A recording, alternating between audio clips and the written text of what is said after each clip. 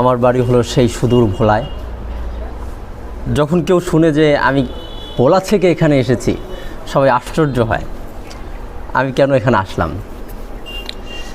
তো আমি বলবো যে আমি যদি জীবনে কিশোরগঞ্জে না আসতাম তাহলে অনেক কিছু থেকে আমি মাহরুম থাকতাম, অনেক কিছু থেকে আমি বঞ্চিত থাকতাম।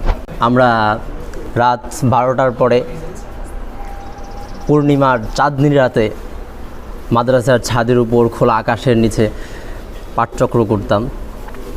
কখনো বা যখন বৃষ্টি হতো তখন আমরা মাদ্রাসার যে অংশে কাজ চলছে সেখানে আমরা পাঠচক্র করতাম। আলহামদুলিল্লাহ, আল্লাহ সুবহানাহু ওয়া তাআলার কৃতজ্ঞতা আদায় করছি। আমাদের 5 দিনব্যাপী বাংলা প্রশিক্ষণ কোর্স আজকে শেষ হলো। এই কোর্স সম্পর্কে আমার অভিমত ব্যক্ত করতে হবে এখন। তো আমি শুরুতেই বলছি, এই কিশোরগঞ্জে আমি এসেছি অনেক দূর থেকে। আমার বাড়ি হলো সেই সুদূর ভোলায়। যখন কেউ শুনে যে আমি ভোলা থেকে এখানে এসেছি, সবাই আশ্চর্য হয় আমি কেন এখানে আসলাম। তো আমি বলবো যে আমি যদি জীবনে কিশোরগঞ্জে না আসতাম তাহলে অনেক কিছু থেকে আমি মাহরুম থাকতাম, অনেক কিছু থেকে আমি বঞ্চিত থাকতাম। আমার ভিতরে সাহিত্যের অথবা লেখালেখির সামান্য প্রতিভা এটা এসেছে আদিব হুজুরের লেখাগুলো পড়ে, ওনার পুষ্প এবং বাইতুল্লাহর মুসাফির, কাবার ছায়ায়, এগুলো পড়ে আমার লেখালেখির একটা আগ্রহ জন্ম হয়েছে। আমার সেই লেখালেখির আগ্রহটা মরে যাওয়ারই উপক্রম হয়েছিল। যদি না আমি কিশোরগঞ্জে আসতাম তাহলে এটা মরেই যেত।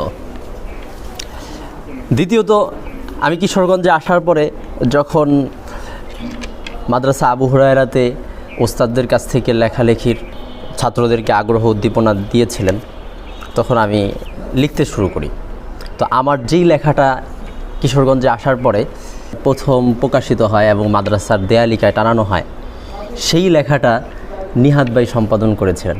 আমি একদিন রাত্রে বসে বসে লিখতেছিলাম, পরে উনি এসে ক্লাস শেষ, বাতিগুলো অফ, বাহিরের একটা আলো আসছিল রুমের ভিতরে, সেখানে বসে বসে আমি লিখছিলাম। তো নিহাদ ভাই আমার লেখা দেখে কিছু মন্তব্য করলেন এবং কিছু ভুল ধরিয়ে দিলেন। এরপর থেকেই নিহাদ ভাইয়ের সাথে আমার সম্পর্ক। এর আগে আমি তখন তো মাদ্রাসা ক্লাস শুরু হলো 2-1 দিন যাবত, এত কিছু জানতাম না। আমি তো এমনিতেই কিশোরগঞ্জে নতুন। তো ওই সময় থেকেই নিহাদ ভাইয়ের সাথে আমার সম্পর্ক, এবং দিন দিনে সম্পর্ক আরও গভীর হলো এবং দীর্ঘ 1 বছর ব্যাপী বাংলা সাহিত্যের যেই আমার পথ চলা, 1 বছর যাবৎ নিহাদ ভাইয়ের পিছু পিছু হেঁটে আমি আলহামদুলিল্লাহ অনেক দূর এগিয়েছি। এজন্য নিহাদ ভাইকে অনেক অনেক ধন্যবাদ। আল্লাহ তাআলা নিহাদ ভাইকে উত্তম জাযায়ে খায়ের দান করুন। আর কোর্স সম্পর্কে কি বলবো, এই 5 দিনব্যাপী কোর্সে আমি যদিও পুরো টাইম থাকতে পারিনি, তবু আলহামদুলিল্লাহ অনেক কিছু শিখেছি এবং অনেক কিছু জেনেছি। বড় বড় লেখক সাহিত্যিকগণ এসেছেন এবং আমাদেরকে সুপরামর্শ দিয়েছেন এবং আমাদেরকে অনেক কিছু শিখিয়েছেন। লেখালেখির অনেক দিক আমাদের সামনে আলোচনা করেছেন, যা এই 5 দিনের কোর্সে এত কিছু শেখা এবং এত কিছু সম্পর্কে ধারণা লাভ করা খুব কম কোর্সেই পারা যায়। আর বাংলা সাহিত্য এটা কতটা জরুরি, কিশোরগঞ্জে একবার সৈয়দ আবুল হাসান আলী নদভী রহমতুল্লাহ জামিয়া ইমদাদে এসেছিলেন। আমি সেটা জীবন পথের পাথেও সেই বইতে পড়েছিলাম। তখন সৈয়দ আবুল হাসান আলী নদভী রহমতুল্লাহ আলী বলেছিলেন, আলেমরা যদি জাতির নেতৃত্ব দিতে চায় তাহলে বাংলা ভাষায় তাদেরকে পারদর্শী হতে হবে। বাংলা ভাষায় পারদর্শী হওয়া ছাড়া এ দেশের মানুষদেরকে নেতৃত্ব দেওয়া যাবে না। আর আলহামদুলিল্লাহ আমাদের বাংলা ভাষায় যে দেউলিয়াত্ব ছিল, এরা ধীরে ধীরে অনেকটাই দূর হয়ে গিয়েছে। আলহামদুলিল্লাহ অনেক তরুণ মাদ্রাসার শিক্ষার্থীরা সাহিত্য চর্চা শুরু করে দিয়েছেন এবং ইদানিং আলেমদের লেখা শত শত বই পুস্তক বাজারে বের হচ্ছে। এটা আমাদের জন্য খুবই আনন্দের এবং খুবই গর্বের বিষয়। আলহামদুলিল্লাহ আশা করি আরও 10-20 বছর পরে এই অবস্থা আরও সুন্দর হয়ে যাবে এবং বাংলা সাহিত্যের অঙ্গনে আমাদের বিচরণ আরও দীর্ঘ হবে এবং আমাদের সাহিত্যের অঙ্গনে পথ চলা আরও সুদূর হবে। শেষে বলি পাঠচক্র সম্পর্কে। নিহাদ ভাইয়ের সাথে আমার সম্পর্ক হওয়ার পর থেকে আমরা মাদ্রাসা আবু হুরায়রাতে পাঠচক্র করতাম। সেই পাঠচক্রের স্মৃতি বলে শেষ করা যাবে না।